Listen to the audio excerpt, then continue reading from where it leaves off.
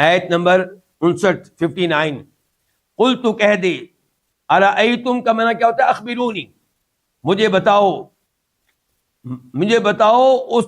اس رزق کے بارے میں جو اللہ نے تمہارے لیے اتارا ہے. ارأیتم مجھے بتاؤ، ما اس چیز کے بارے میں، انزلہ جو اتاری ہے اللہ نے لکم تمہارے لیے، من رزق میں سے. فجعلتم پس جعلتم تم نے بنا لیا، منہ اس میں سے، کس میں سے؟ اس رزق میں سے، حرامن کچھ حرام، وحلالن کچھ حلال. قل تو کہہ دے اللہ کیا اللہ تعالیٰ نے، یہ اصل میں کیا تھا؟ اللہ. کا معنی کیا؟ اللہ کا معنی اللہ. دو حمزے اکٹھے ہو گئے، ان کو ایک بنا دیا گیا، اور کیا قل کہہ دیجئے اللہ کیا اللہ تعالیٰ نے ادینا حکم دیا ہے، لکم تمہیں، یا علی اللہ اللہ ہی پہ، تفترون تم جھوٹ باندھتے ہو. یہاں پہ اللہ رب العزت نے مذمت کی ہے اللہ کے رزق میں سے اپنی طرف سے کچھ چیزوں کو حلال قرار دینے کی، اور اپنی طرف سے کچھ چیزوں کو حلال قرار دینے کی. حرام و حلال کا اختیار صرف ایک اللہ کے پاس ہے.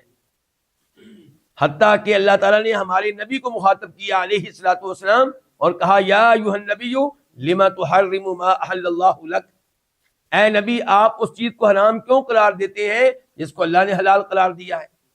تبتغی مرضات ازواجک، کیا آپ اپنی بیویوں کو خوش کرنا چاہتے ہیں؟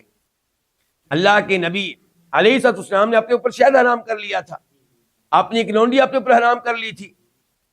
تو اللہ تعالیٰ نے کہا کہ آپ اپنا فیصلہ واپس لیں، جو قسم آپ نے اٹھائی اس کا کفارہ ادا کریں. تو اللہ کے نبی علیہ السلام کو بھی اختیار نہیں ملا کہ آپ اپنی طرف سے اس چیز کو حرام قرار دیں جو اللہ نے حلال قرار دی ہے. البتہ آپ حلال و حرام کا کام کرتے تھے اللہ کی طرف سے، یعنی کہ آپ پیغام پہنچاتے تھے اللہ کی طرف سے کہ اللہ نے اس چیز کو حرام قرار دیا، اس چیز کو حلال قرار دیا. تو کسی کو یہ حق حاصل نہیں ہے.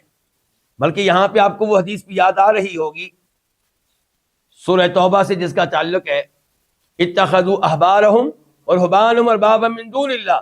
اللہ تعالیٰ کہہ رہے ہیں کہ ان یہودیوں عیسائیوں نے اپنے علماء کو، درویشوں کو اللہ کے علاوہ رب بنا لیا تھا. ترمذی شریف کی حدیث ہے، عدی بن حاتم الطائی رضی اللہ تعالی عنہ، انہوں نے یہ ایت سنی، مسلمان ہونے کے لیے آئے تھے، کہنے لگے اللہ کے رسول علیہ الصلوۃ والسلام میں عیسائی رہا ہوں، ہم نے تو کبھی بھی اپنے علماء کو رب نہیں بنایا.